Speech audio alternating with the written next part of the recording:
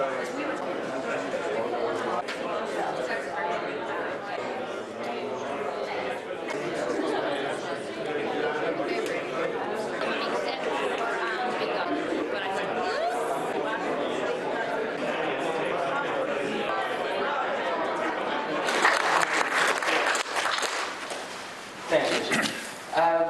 everyone for coming along today.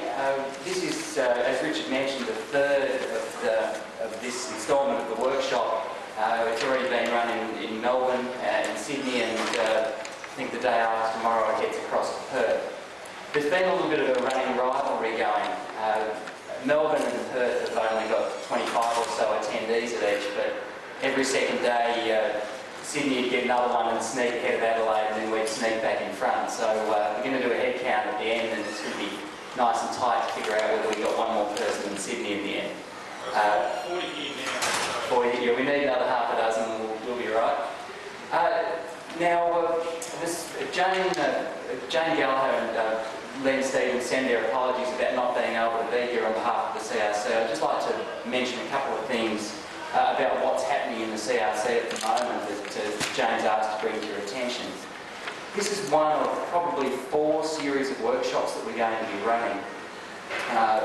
The next 3 workshops are likely to be on seafood processing, on new product development, and Mohan, you'll be able to remind me on the 4th one of those subjects. If you just flick through to the next slide. Is freezing and thawing technology, rapid freezing and thawing technology to maintain product quality. We very much appreciate your feedback about today's workshop in order to make sure that those next 3 series of workshops are as valuable as possible. So if there's anything that you do like, please let us know so we can keep doing it. Most importantly, if you decide that you've had enough of Nick or one of the other speakers, please let us know what you don't like about things as well, so we can improve next time around. I'd like to also draw your attention to a couple of activities that the Seafood CRC is putting on. There are still a lot of training activities that are going to be announced, and obviously most of you on the mailing list for the Seafood CRC. Those new training activities are going to be flagged. One that I'd like to draw your attention to in the previous slide is there's an entrepreneurship being run in collaboration with the University of the Sunshine Coast, and more details about that are going to be released soon. But keep an eye out for that one because it's particularly relevant to our food businesses. The other thing to mention is that the Australian Seafood Productivity Improvement Centre is going to be located here at Regency Park.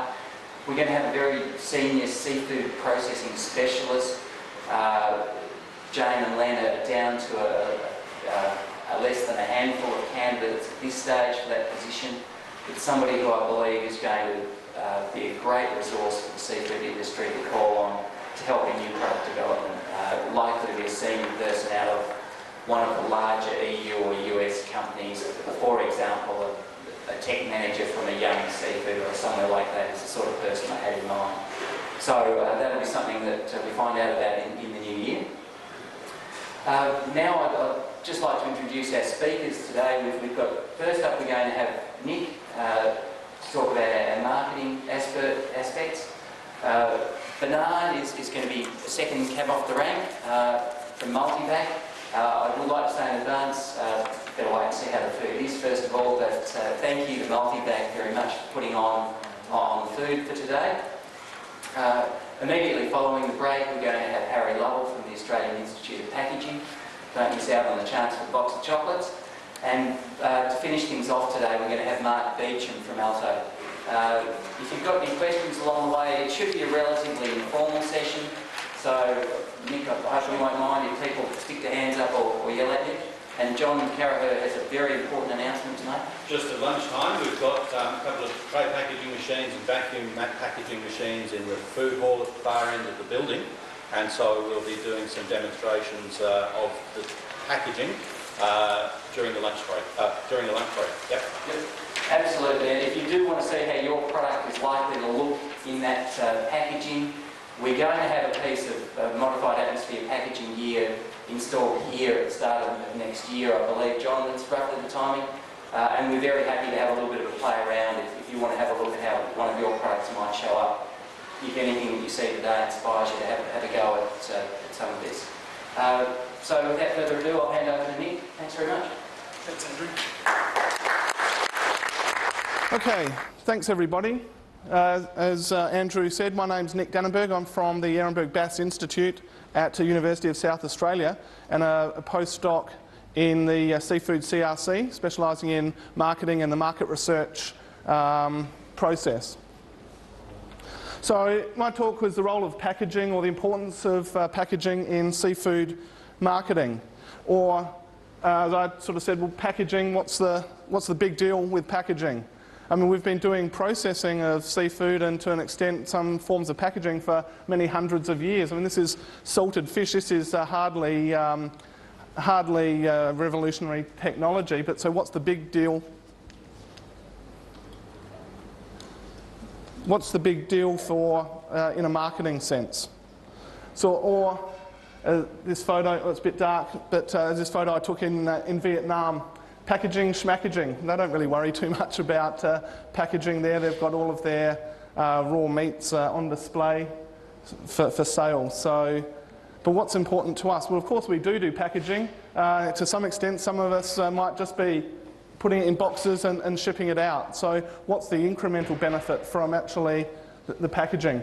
Because packaging, and I hope I'm not sort of denigrating things too much, but I'll come good at the end. But packaging, for sure, it's labour intensive, it's time consuming, it's time intensive. It requires a whole new set of skills. And after all, for lots of people, they're going to be a lot more interested, a lot more comfortable in actually going out and catching the fish and selling it, rather than spending all their time worrying about all this namby-pamby and finicky sort of stuff of actually packaging and processing fish and actually sort of meeting customer demand. So there are a lot of, some might say, some sort of downsides to packaging. So what are the upsides to it? So it's in short, it's expensive. So as a marketer or as a person who's interested in being a bit more market responsive, what's in it for us? Well, as marketers, there's really 4 levers which we can pull. And as you probably know, they're the 4 Ps. And they're the 4 levers that marketers can actually pull to influence consumer demand, so that consumers are more likely to respond to our product offering. So you may have heard of that term of the 4 Ps: product, price, place and promotion. Place being issues to do with distribution, and promotion just being a nice acronym that will fit in with that alliteration, so that but it encompasses all ideas of advertising and marketing communication. And what we'll see, hopefully by the end of my presentation, is that to some extent the issues to do with packaging touch on all of these 4 elements that marketers can influence. And so that's why it's such a vital, important component of the product mix, and what you can do as a seafood processor, a seafood exporter, a seafood marketer. So first of all, what I've got to start with is some of the issues to do with the principles or the reasons behind packaging. Why do it? Because remember, there were those downsides, that it's expensive. So what sort of things are we going to get on the upside?